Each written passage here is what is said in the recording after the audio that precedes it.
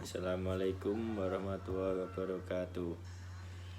Nama saya Ahmad Wajar Nawawi, NIM 2019-265.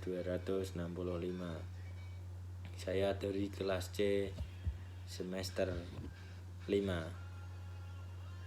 yang akan mempresentasikan tentang analisis kasus pencabulan anak di bawah umur. Yang pertama-tama saya akan menceritakan tentang duduk perkaranya, bahwa si Andi adalah anak 13 tahun yang berhadapan dengan hukum karena didakwa melakukan tindak pidana pencabulan persetubuhan yang dilakukan terhadap Bunga yang berumur 8 tahun. Bahwa Andi dan Bunga adalah teman satu RT dan merupakan teman sepermainan. Bahwa perbuatan yang dilakukan Andi terhadap Bunga adalah yang pertama, memasukkan jari ke dalam kemaluan Bunga dan memainkan area kemaluannya. Bahwa perbuatan tersebut dilakukan 3 kali di rumah Bunga, 2 kali di rumah Andi, dan 3 kali di kebun saat Andi dan Bunga bermain bersama teman-temannya. Bahwa perbuatan tersebut dilakukan pada bulan Januari 2020. Untuk pertama kalinya, yang pada saat itu Andi masih berumur 12 tahun, dan bahwa 8 perbuatan tersebut dilakukan dalam kurun waktu tahun sejak perbuatan pertama kali dilakukan. Bahwa semua perbuatan Andi dilakukan di Desa Tanjung Rejo, Kabupaten Kudus. Bahwa perbuatan Andi dilaporkan oleh orang tua Bunga setelah Bunga mengeluh kesakitan di area kemaluannya. Bahwa orang tua Bunga visum repertum yang mengeluarkan alat bukti surat yang menjabarkan terhadap luka memar pada bibir kemaluan Bunga arah jam 1 dan arah jam 7. Bahwa orang tua Bunga mengajukan 2 style pakaian Bunga yang dikarenakan pada waktu yang berbeda saat perbuatan tersebut dilakukan. Bahwa si Andi didakwa menggunakan pasal 81 ayat 2 Undang-Undang Nomor 17 Tahun 2016. Perubahan ketiga atas UU Nomor 23 Tahun 2002 tentang perbandingan anak. Bahwa kasus sudah dinyatakan pukul 22, maka perkara dilimpahkan ke kejaksaan. Bahwa Andi terpengaruh video porno di internet. Dan sistem peradilan pidana yang diterapkan, bahwa pasal yang digunakan adalah pasal 82 ayat 2 Undang-Undang Nomor 17 Tahun 2016.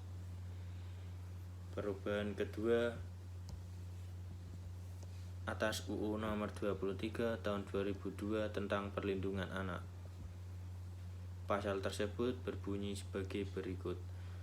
Ketentuan pidana sebagaimana dimaksud pada ayat 1 berlaku pula bagi setiap orang yang dengan sengaja melakukan tipu muslihat, serangkaian kebohongan atau membujuk anak melakukan persetubuhan dengan atau dengan orang lain dalam pasal 81 ayat 1 undang-undang yang sama, menjabarkan bahwa ancaman pidana yang dapat diterapkan adalah pidana penjara paling singkat 5 tahun dan paling lama 15 tahun dan denda paling banyak 5 miliar rupiah.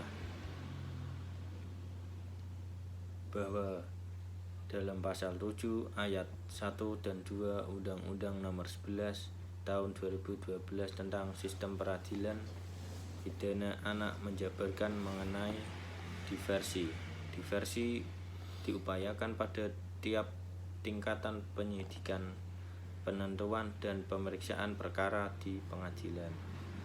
Diversi dapat dilakukan dengan syarat ancaman pidana penjara di bawah 7 tahun dan bukan merupakan pengulangan tindak pidana. Dalam perkara Andi bukan termasuk sebagai pengeluaran karena dalam 8 kali perbuatan yang dilakukan belum ada yang dijatuhi pidana. Akan tetapi perbuatan Andi dapat diancam pidana lebih dari 7 tahun, yakni 15 tahun, sehingga syarat diversi tidak dapat terpenuhi. Bahwa dalam Peraturan Jaksa Agung Nomor 006A /A/04/2015 tentang pedoman pelaksanaan diversi pada tingkat penentuan. Dalam peraturan jaksa tersebut dijelaskan bahwa diversi hanya dapat dilakukan dengan syarat tindak pidana diancam kurang dari 7 tahun dan bukan merupakan pengeluaran tindak pidana, sehingga dalam perkara Andi tidak dapat dilakukan upaya diversi pada tingkatan penuntutan.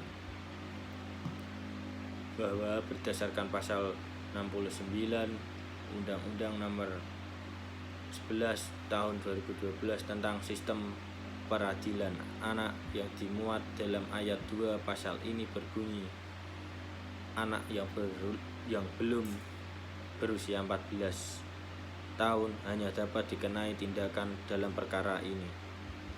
Andi yang masih berumur 13 tahun tidak dapat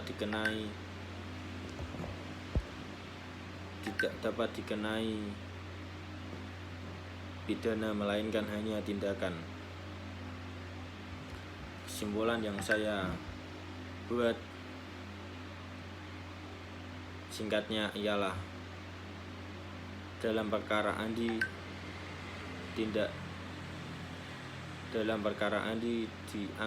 di tingkat penuntutan tidak dapat dilakukan upaya diversi, sedangkan upaya diversi hanya dapat dilakukan pada tingkatan pemeriksaan perkara di pengadilan oleh majelis hakim.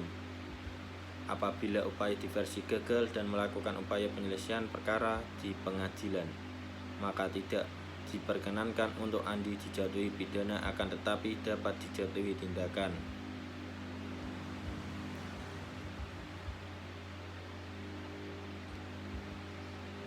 Sekian presentasi dari saya. Kalau ada tutur kata yang tidak pas, tidak berkenan, mohon maaf. Assalamualaikum warahmatullahi wabarakatuh.